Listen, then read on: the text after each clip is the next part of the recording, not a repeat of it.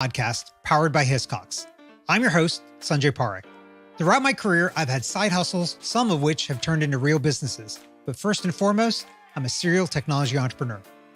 In the creator space, we hear plenty of advice on how to hustle harder and why you can sleep when you're dead.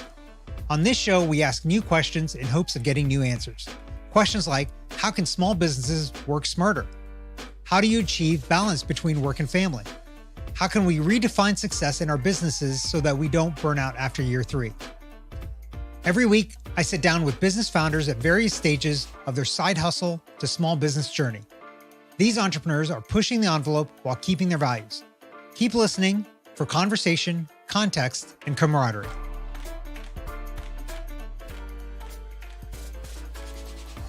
Grant Nichols is passionate about a lot of things: technology, real estate, and nonprofits. But today, we'll talk about his main business, BluWave Technologies. BluWave provides software as a service to manufacturing businesses with the goal of increasing transparency, reducing data noise, and maintaining a system of continuous improvement. Joining me today to discuss business, networking, and technology is Grant Nichols. Grant, welcome to the show. Thank you, Sanjay. So good to be here. So, it'd be great if you could give us a little bit about your background and kind of your history, and then we can kind of dive into what you're working on now. Yeah, of course. So I grew up here in Georgia on the west side of Atlanta. And then in my early teen years, we moved up to the mountains in a small town.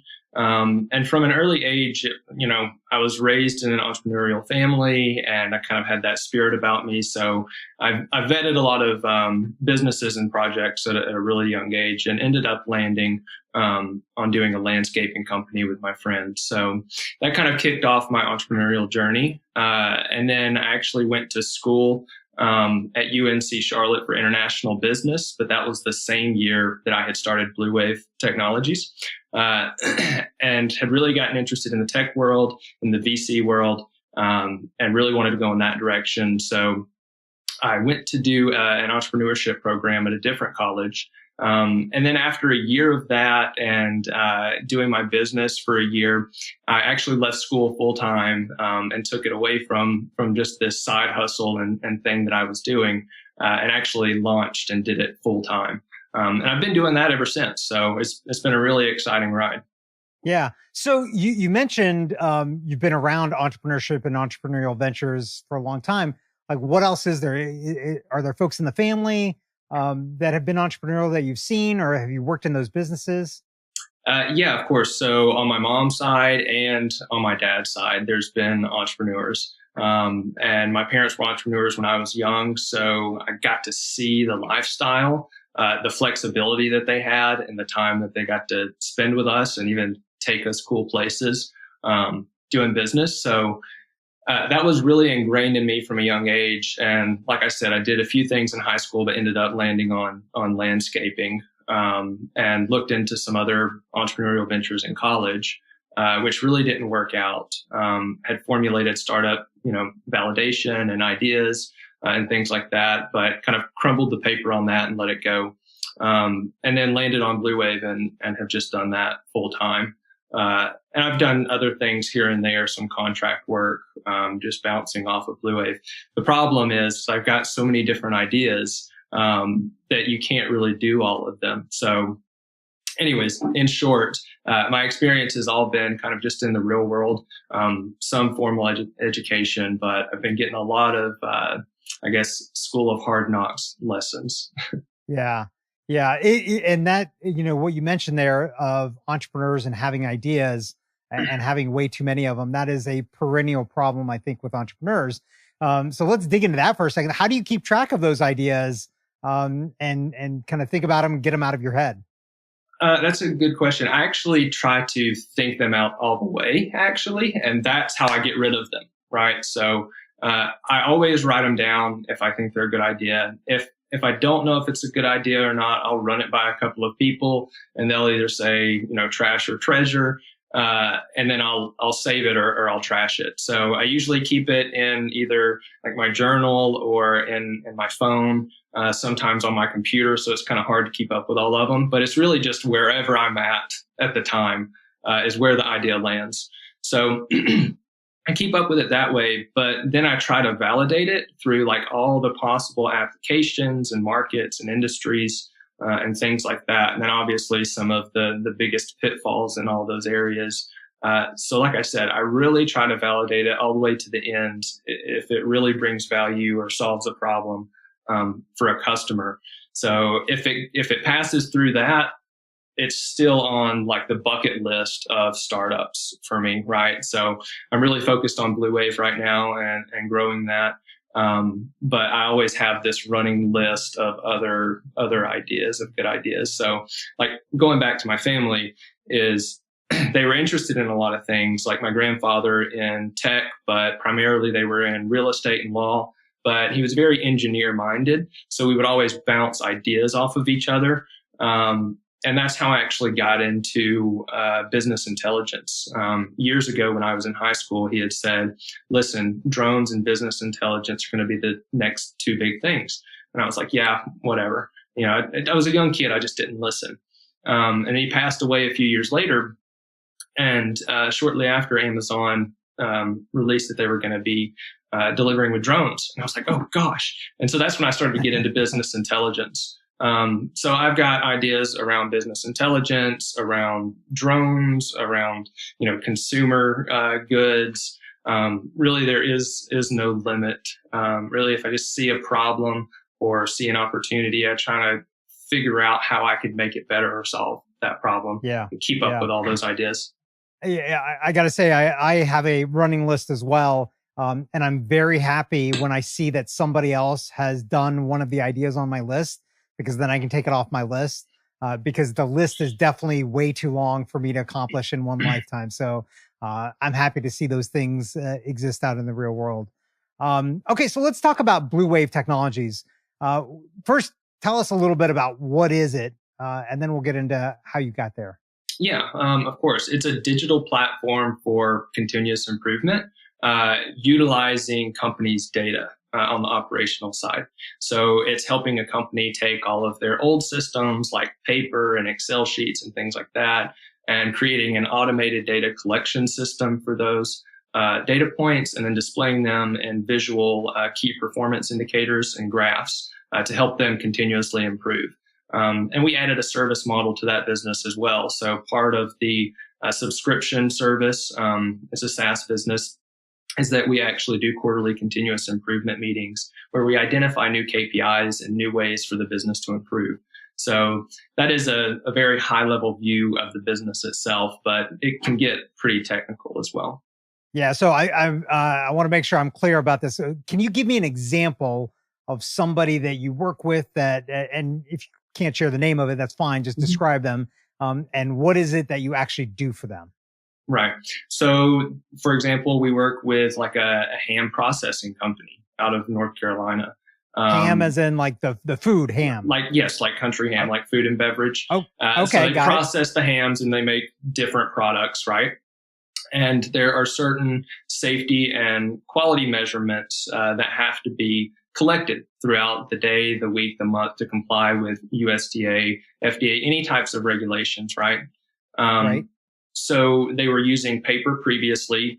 We came in and we licensed them our digital form solution. So all of that paper is now digital and has an alerting system, task management, everything for them to keep up with compliance.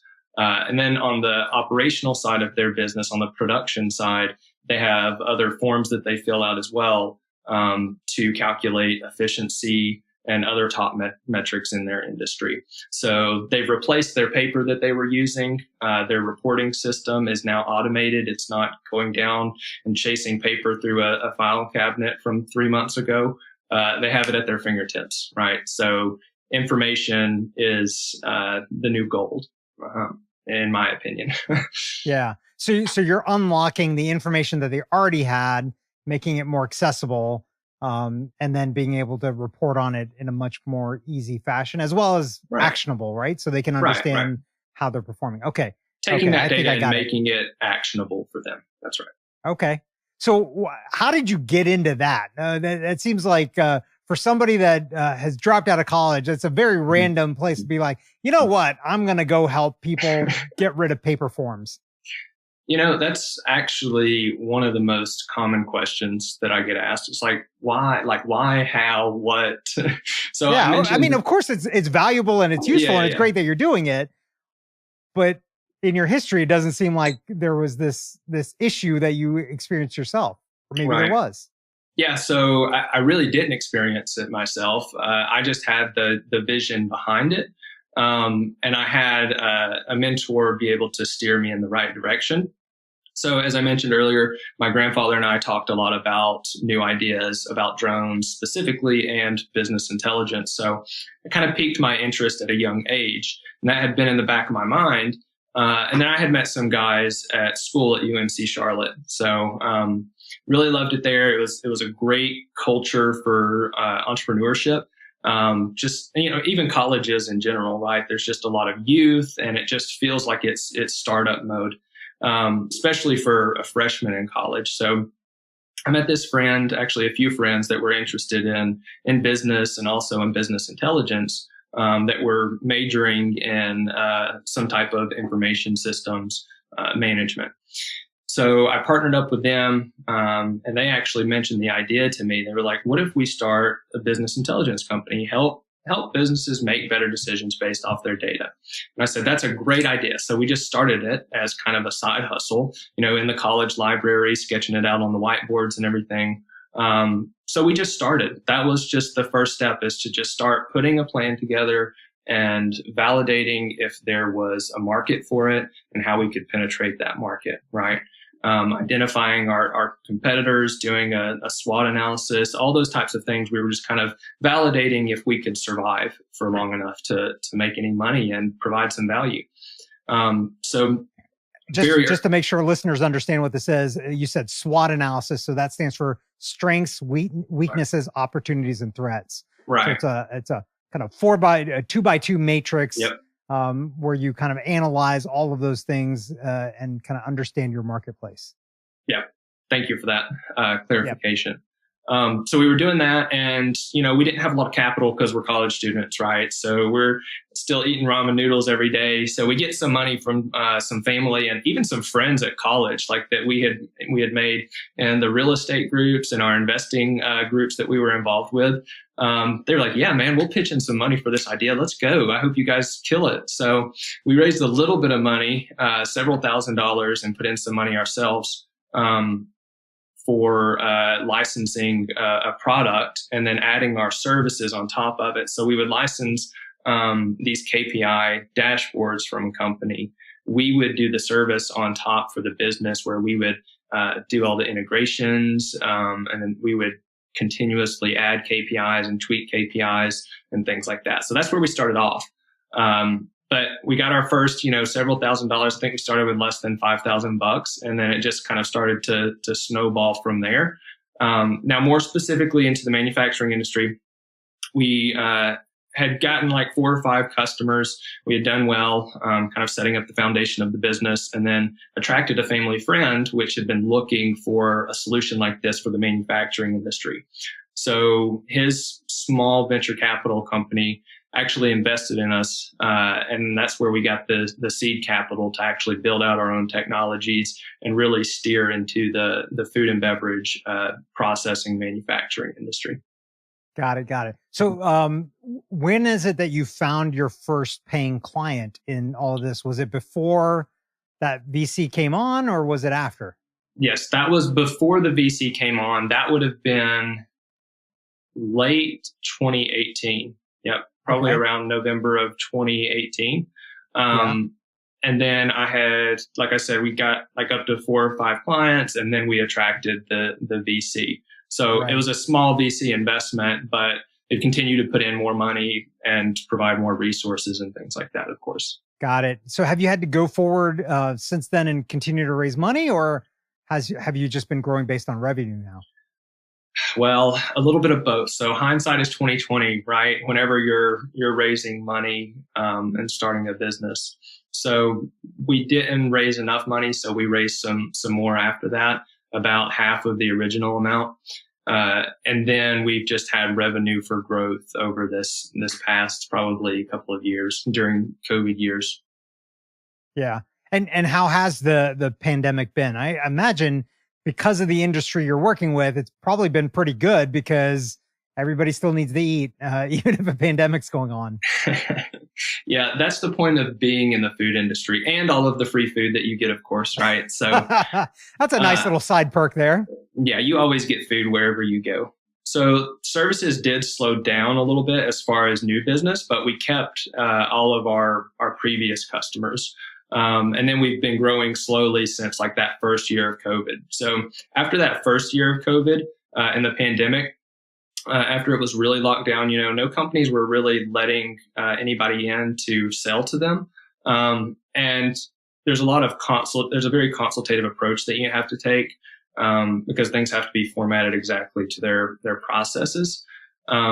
So that 1 year period was pretty tough. But then after that 1 year kind of lockdown that we had, things really opened back up and people were like, oh my gosh, like we've been out of the facility for 8 months and we don't know what's going on, like upper management.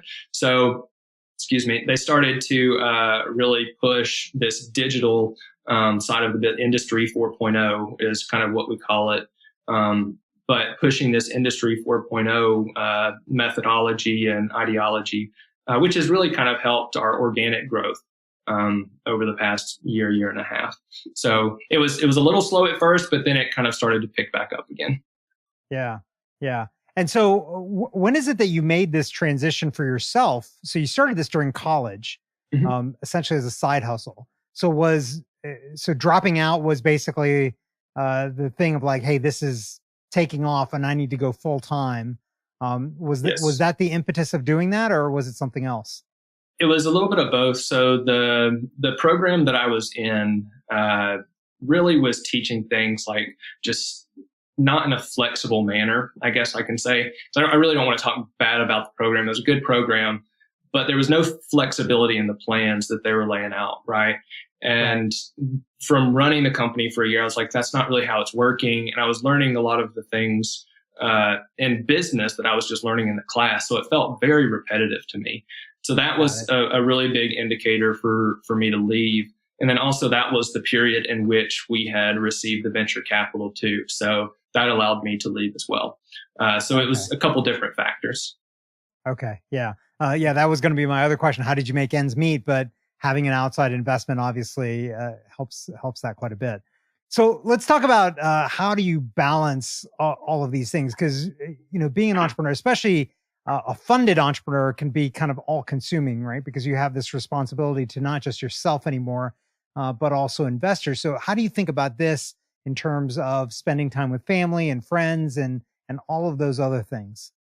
Right. Yeah, that can really weigh on you being an entrepreneur, and especially having other people to answer to, right? Especially when you're funded, it's not just yourself anymore. People have given you money; they expect you to make this work. So there is kind of that personal pressure that you put on yourself.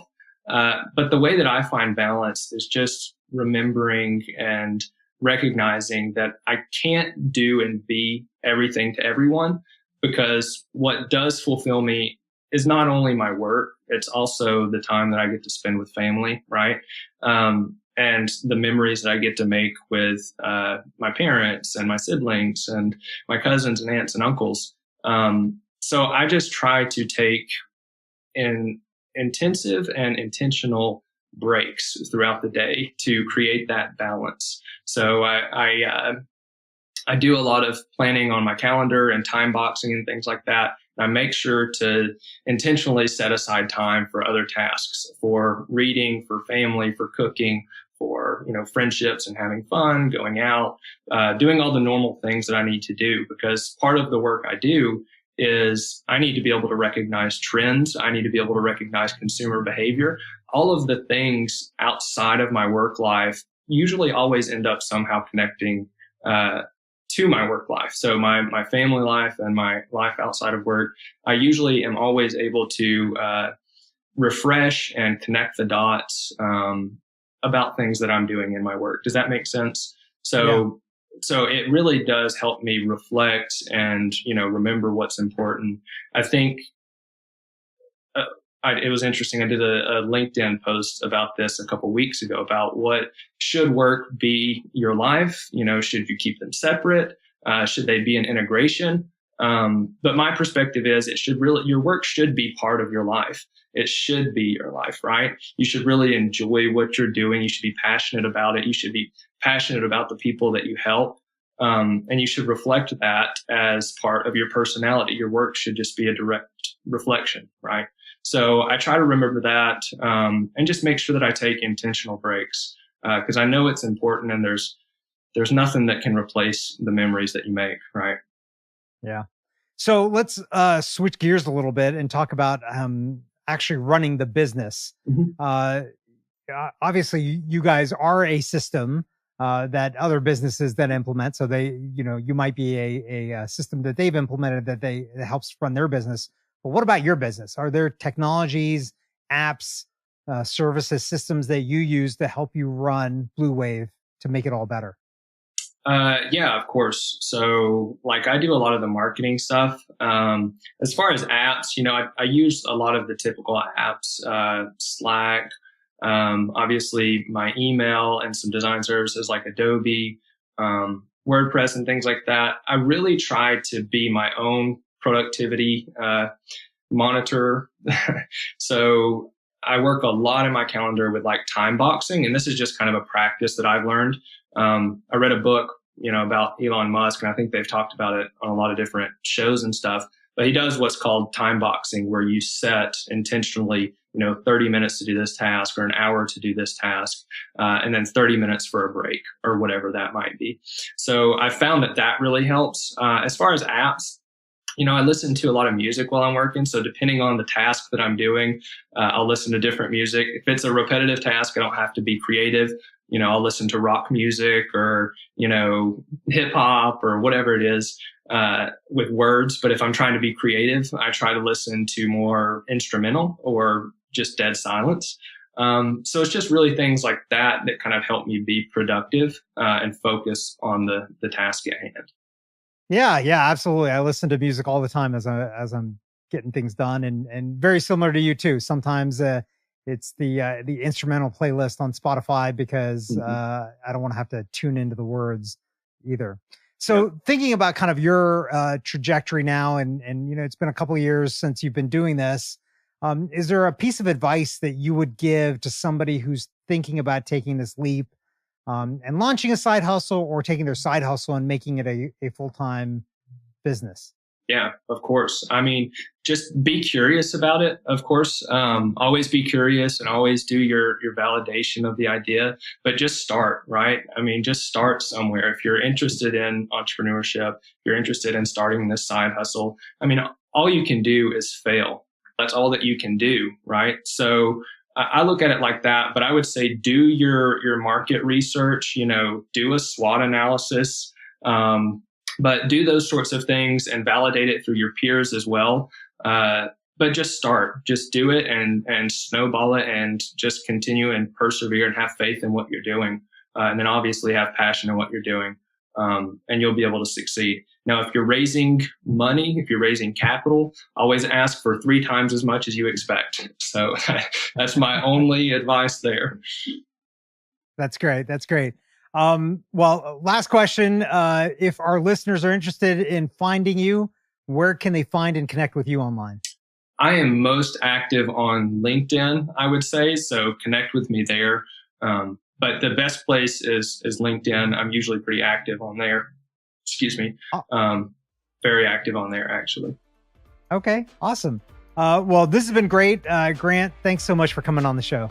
Yeah, thank you so much, Sanjay. And I look forward to talking again. Thank you for listening to this week's episode of the Side Hustle to Small Business podcast, powered by Hiscox. To learn more about how Hiscox can help protect your small business through intelligent insurance solutions, visit hiscox.com. That's HISCOX.com. And if you have a story you want to hear on this podcast, please visit hiscox.com/share your story. I'm your host, Sanjay Parekh. You can find me on Twitter at Sanjay, that's SANJAY, or on my website at sanjayparekh.com.